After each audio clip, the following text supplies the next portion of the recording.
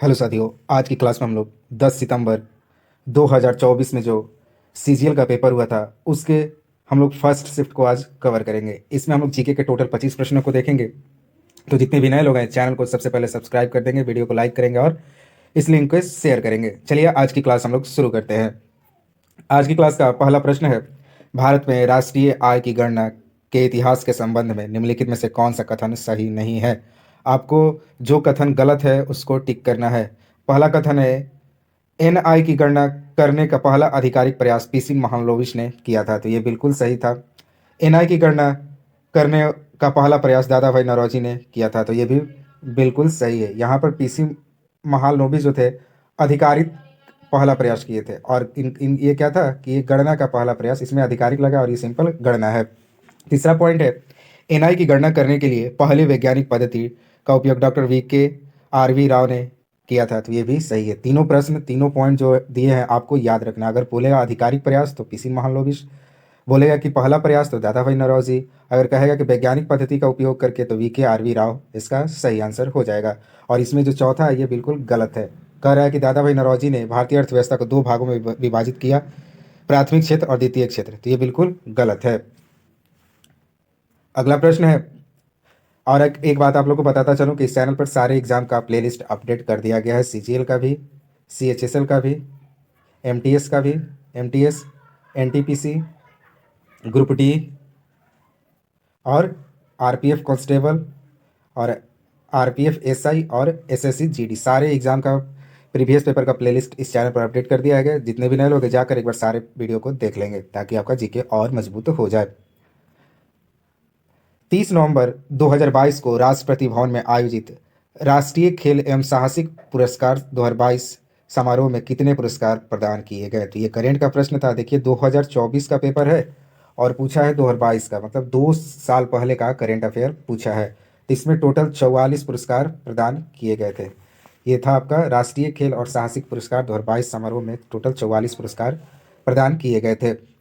अगला प्रश्न है, ब्रिटिश भारत के किस गवर्नर जनरल ने सती प्रथा को कानूनी रूप से समाप्त करने में राजा राम मोहन राय की मदद की। तो ये प्रश्न तो बार बार रिपीट होता है। तो लॉर्ड विलियम बेंटिंक ने सती प्रथा को खत्म करने के लिए राजा राम मोहन राय की मदद की थी। आप लोग कमेंट बताएंगे कि सती प्रथा कब खत्म हुआ था। दो मैं साल लिख देता हूँ, 1829 और 1830। आपको बताना है कि इसमें कब ठगी प्रथा का अंत हुआ था और कब सती प्रथा का अंत हुआ था।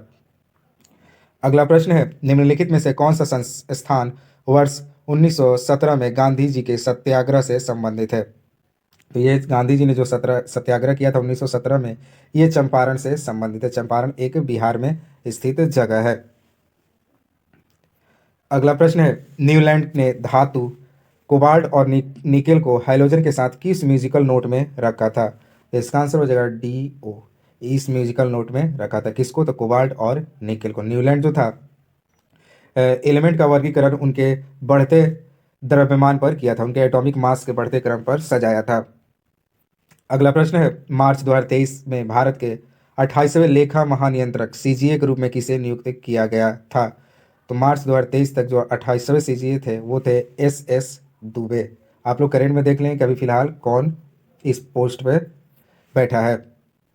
अगला प्रश्न है, निम्नलिखित में से कौन FIH पुरुष हॉकी विश्व कप 2023 का शुभंकर था। तो शुभंकर वाले प्रश्न तो बार बार एग्जाम में पूछे जाते हैं।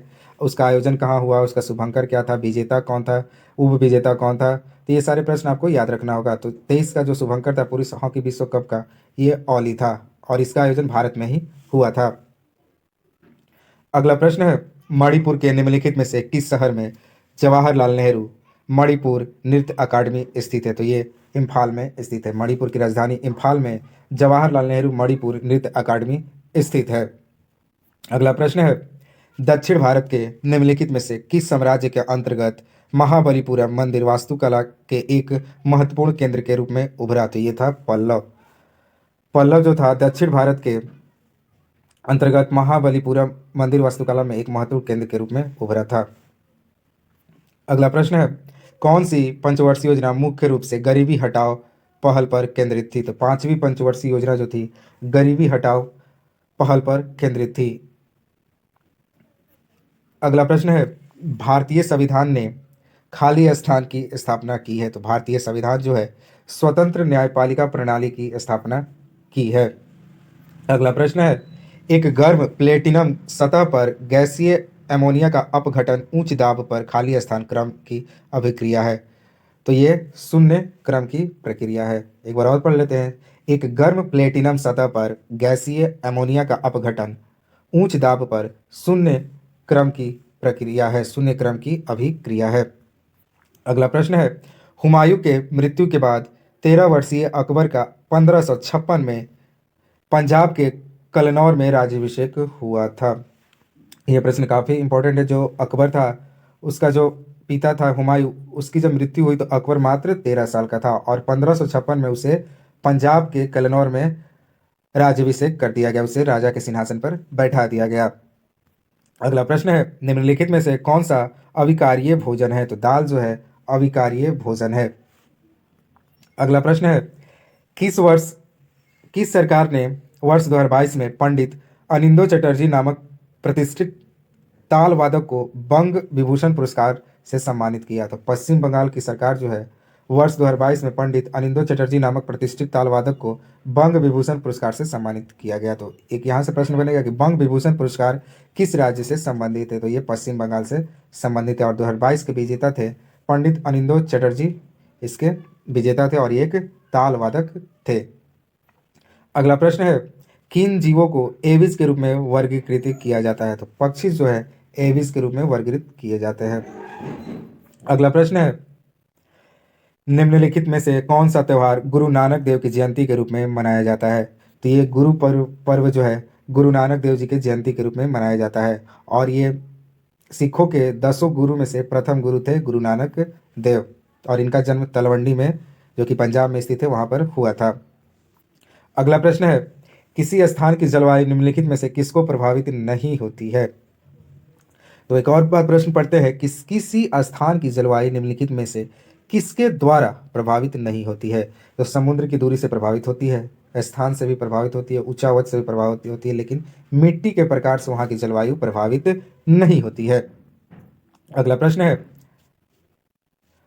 हबार्डिया हेप्टोन्यूरॉन जो लुप्त प्राय हो गया है निम्नलिखित में से किसकी प्रजाति है? तो ये एक घास की प्रजाति है। नाम देखिए कैसा है, हबार्डिया हेप्टोन्यूरॉन, जो एक घास की प्रजाति है और ये लुप्त हो चुका है।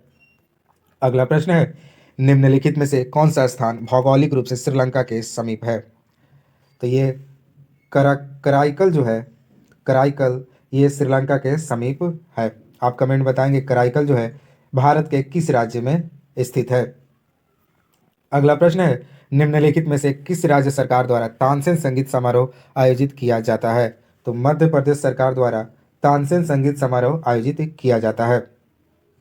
अगला प्रश्न है, पहली एशियाई कबड्डी चैंपियनशिप कब आयोजित की गई थी? तो 1980 में पहली एशियाई कबड्डी चैंपियनशिप का आयोजन किया गया था। तो आप डेट याद रखेंगे 1980। अगला प्रश्न है, भारतीय रेलवे 2019-2020 के अनुसार भारत में सबसे बड़ा नेट रेलवे ट्रैक किस राज्य में स्थित है? ये उत्तर प्रदेश राज्य में स्थित है। अगला प्रश्न है, निम्नलिखित में से किस अधिनियम को निरस्त करके और प्रतिस्थापित करने के लिए संसद ने नौवंश सामुद्रिक सहायता विधेयक पारित किया था? तो ये था प्रकाश स्तंभ अधिनियम 1927। आप लोग ये प्रश्न को एक बार और पढ़ लेंगे। प्रकाश स्तंभ अधिनियम 1927 को निरस्त करने के लिए और प्रतिस्थापित करने के लिए संसद के नौवहन सामुद्रिक सहायता विधेयक 2021 पारित किया गया था।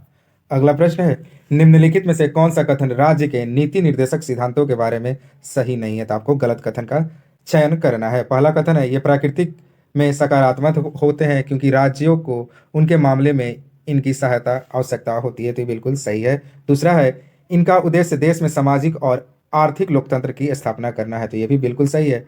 चौथा है, इन पर नैतिक और राजनीतिक प्रतिबंध है। तो ये भी सही है। लेकिन जो तीसरा ऑप्शन है, ये लोगों को कल्याण को बढ़ावा देते हैं इसलिए निजी और व्यक्तिगत परख है। तो ये बिल्कुल गलत कथन कर रहा है। तो आज हमने यहाँ पर टोटल 25 प्रश्नों को कवर कर लिया है। अगर आपको ये वीडियो पसंद आया है तो आप लोग चैनल को सब्सक्राइब करेंगे, वीडियो को लाइक करेंगे। मिलते हैं नए वीडियो के साथ। जय हिंद, जय भारत।